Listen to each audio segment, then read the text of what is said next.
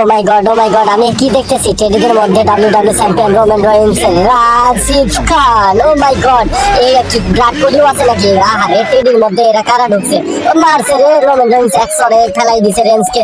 এখানে ব্রাড কোলি দাঁড়িয়ে আছে বাংলাদেশ পতাকা হাতে। ও মা ব্রাড কোলি দেখি গাবি গরুর মতো ব্যাকে মারে।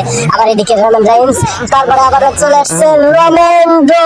ও মাই গড ডাব্লিউডাব্লিউ চ্যাম্পিয়ন থেকে এরা কারা চলে আসছে টেডিদের মধ্যে?